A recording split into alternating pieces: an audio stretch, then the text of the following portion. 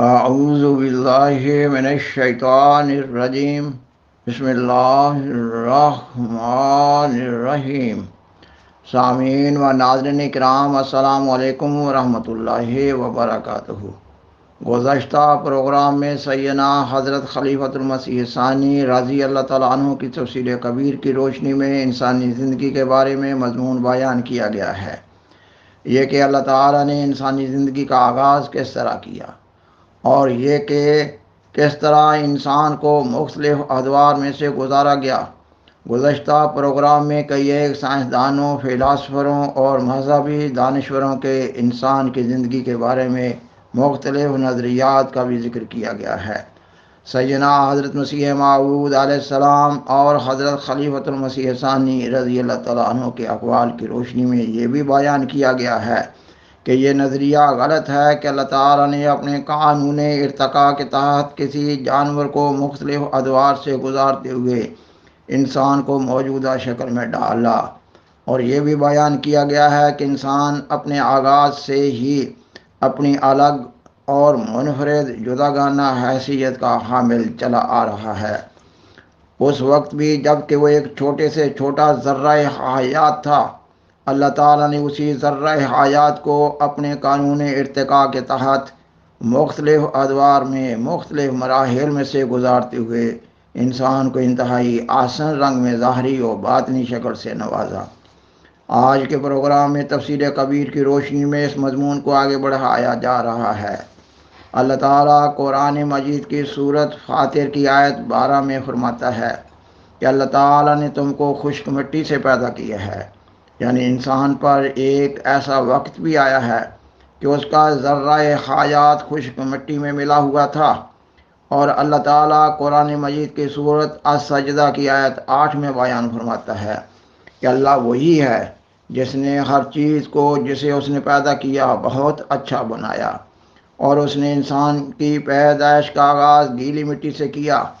سورت فاطر کی آیت 12 میں انسان کی پیدائش کے سلسلہ میں خشک مٹی کا ذکر کیا گیا ہے،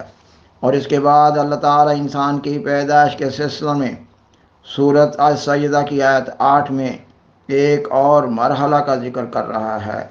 یہ کہ اس نے انسان کی پیدائش کا آغاز گیلی مٹی سے کیا۔ سیدنا حضرت خلیفۃ المسیح ثانی رضی اللہ تعالیٰ عنہ سورت السجدہ کی آیت 8 کی تفسیر میں بیان فرماتے ہیں، وہ خدا ہی ہے جس نے ہر چیز جو اس نے بنائی ہے اس میں اس کی ضرورت کے مطابق نہایت اچھی طاقتیں رکھی ہیں، اور انسانی پیدائش کی ابتدا پانی ملی ہوئی مٹی سے کی ہے، یعنی خشک مٹی میں جب ذرہ حیات تھا اس میں اس نے پانی ملایا اور ذرہ حیات کے نشو و نما کے سامان پیدا کیے۔ قرآن کریم سے ظاہر ہے کہ ذرہ حیات کے نشو و نما کا زمانہ وہ ہے جب مٹی میں پانی ملا۔ اللہ تعالیٰ قرآن مجید کی سورت الانبیاء کی آیت 31 میں بیان فرماتا ہے کہ کیا انہوں نے دیکھا نہیں جنہوں نے کفر کیا کہ آسمان اور زمین دونوں مضبوطی سے بند تھے، پھر ہم نے ان کو پھاڑ کر الگ کر دیا، اور ہم نے پانی سے ہر زندہ چیز پیدا کی، تو کیا وہ ایمان نہیں لائیں گے؟ سیدنا حضرت خلیفۃ المسیح ثانی رضی اللہ تعالیٰ عنہ سورت الانبیاء کی آیت 31 کی تفسیر میں بیان فرماتے ہیں، اس آیت سے ظاہر ہے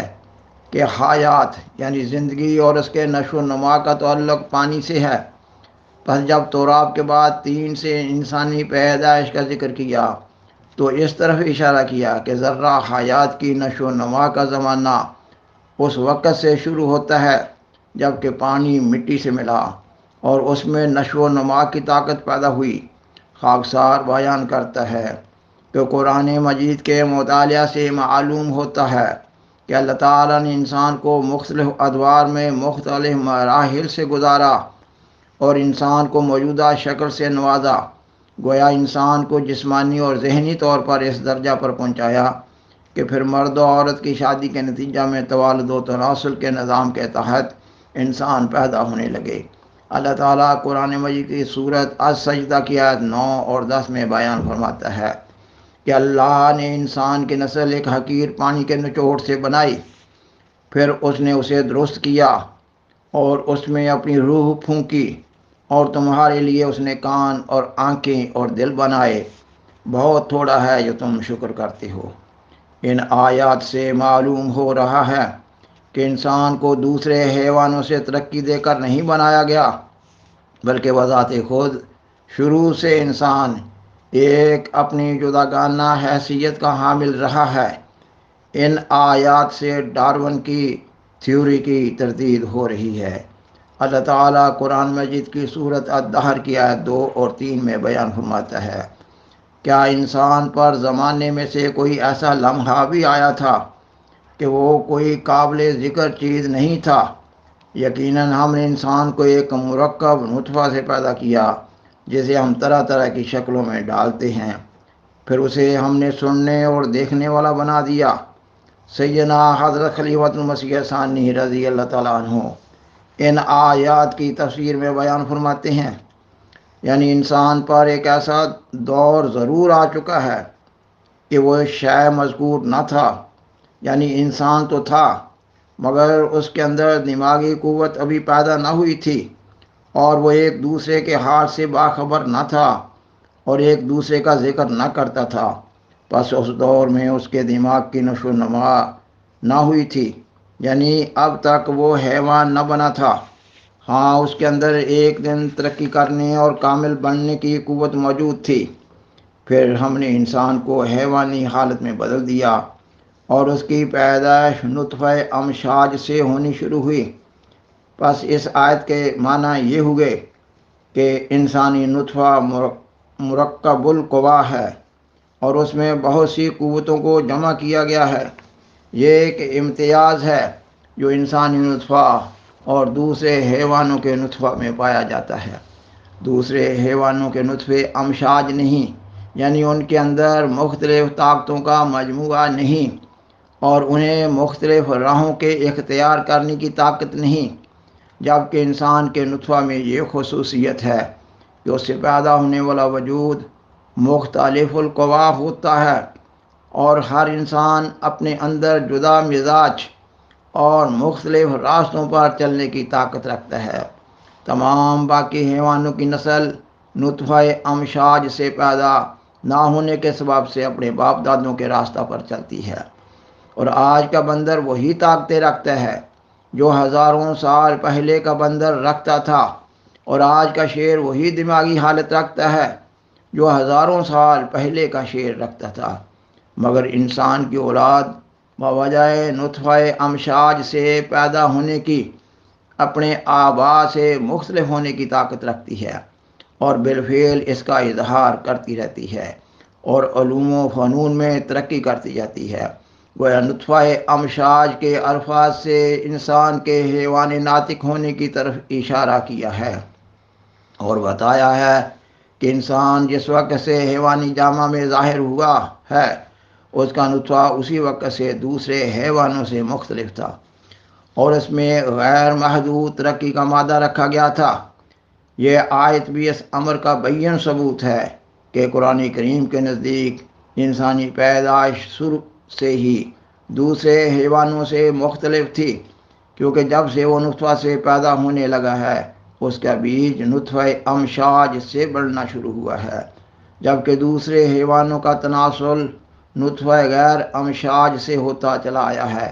ہاں، ایک بات ضرور ہے کہ گو انسان کی پیدائش شروع سے ہی نطفہ امشاج سے ہوئی ہے، مگر ابتدا میں وہ بالقوت و نطفہ امشاج کی خصوصیات رکھتا تھا، مگر بالفعل اس سے نطفہ امشاج کی قوتیں ظاہر ہونی شروع نہ ہوئی تھیں، بلکہ آہستہ آہستہ ترقی کرنے کے بعد ظہور میں آنے لگی۔ چنانچہ قرآن مجید فرماتا ہے فَجَعَلْنَاهُ سَمِيعًا بَصِيرًا، یعنی نطفہ امشاج سے پیدا کرنے کے بعد ایک زمانہ وہ آیا کہ انسان بالقوہ سے بالفعل بھی انسان بن گیا اور سمیع و بصیر ہو گیا۔ سمیع و بصیر سے مراد صرف سننے والا اور دیکھنے والا نہیں ہے، بلکہ سمیع بہت سننے والے اور بصیر دیکھنے پر قادر کو کہتے ہیں۔ یہ الفاظ حیوانوں کی نسبت استعمال نہیں ہو سکتے۔ ان کی نسبت یہ نہیں کہا جا سکتا کہ وہ سمیع اور بصیر ہیں، بلکہ وہ صرف سننے والے اور دیکھنے والے ہیں۔ سننے اور دیکھنے کے قوا ان میں کامل طور پر نہیں پائے جاتے۔ سمیع و بصیر وہی ہستی کہلا سکتی ہے جس کی سننے اور دیکھنے کی قوت کمال کو پہنچی ہوئی ہو۔ چنانچہ اللہ کی نسبت بھی سمیع و بصیر کے الفاظ آتے ہیں۔ مثال کے طور پر قرآن کریم کی یہ آیت پیش کی جا سکتی ہے، ان اللہ کان سمیعا بصیرا، سورۃ النساء آیت 59۔ اللہ تعالیٰ یقیناً سمیع اور بصیر تھا اور سمیع و بصیر ہے اور ہمیشہ ایسا ہی رہے گا۔ غرض سمیع و بصیر اس ہستی کی نسبت بولا جاتا ہے جو سننے اور دیکھنے میں کمال رکھتی ہو، اور قرآن کریم کے محاورہ میں انسان کو اس لیے سمیع و بصیر کہا جاتا ہے کہ وہ خدا تعالیٰ کی آواز کو سنتا اور اس کی قدرتوں کو دیکھتا ہے۔ چنانچہ قرآن کریم میں ان لوگوں کو جو الہی کلام کے سننے سے انکار کرتے ہیں اور اس کی قدرتوں کو دیکھنے سے اعراض کرتے ہیں، اندھے اور بہرے قرار دیا گیا ہے۔ بس اوپر کی آیت میں انسان کے سمیع و بصیر بنانے سے یہی مراد ہے کہ ایک وقت انسان پر ایسا آیا کہ نطفہ امشاج سے جو خاصیتیں اس کے اندر بالقوہ رکھی گئی تھیں وہ بالفعل بھی ظاہر ہو گئی، اور یہی وہ تغیر تھا جس کے اول مظہر اپنے زمانہ کے کامل مظہر آدم علیہ السلام تھے، ورنہ یہ نہیں کہ ان سے پہلے کوئی بشر نہ تھا، ان سے پہلے بھی بشر تھے، کیونکہ وہ نطفہ امشاج سے پیدا ہوتے تھے، مگر آدم علیہ السلام کے ظہور سے پہلے وہ ابھی سمیع و بصیر نہ ہوئے تھے، یعنی ان کی قوتیں ابھی اس حد تک ترقی پذیر نہ ہوئی تھیں کہ وہ خدا تعالیٰ کے کلام کو سننے کے اہل ہو جاتے اور اس کی قدرتوں کو دیکھنے کے لائق ہو جاتے۔ بس اس زمانہ میں ان پر الہام نازل نہ ہوتا تھا، اور خدا تعالیٰ اپنی قدرتوں کو یہ شریعت سے تعلق رکھتی ہیں، اور خدا تعالیٰ اپنی قدرتوں کو جو شریعت سے تعلق رکھتی ہیں ان کے لیے ظاہر نہ کرتا تھا۔ لیکن جب انسان ترقی کرتے کرتے سمیع و بصیر کے مقام پر پہنچ گیا اور اس کا پہلا کامل وجود آدم علیہ السلام کی شکل میں ظاہر ہوا، تو اللہ تعالیٰ نے اسے اپنے کلام کے لیے چن لیا اور اپنے الہام سے اسے مشرف کیا، اور روحانی دور کی ابتدا ہو گئی۔ سامعین و ناظرین کرام، بالآخر درخواست ہے کہ برائے مہربانی اس پروگرام کو دوسروں سے شیئر کریں اور حضرہ کرم اس چینل کو سبسکرائب کریں۔ جزاکم اللہ تعالی احسن الجزا، وآخر دعوانا ان الحمدللہ رب العالمین، والسلام علیکم ورحمۃ اللہ وبرکاتہ۔ شکریہ۔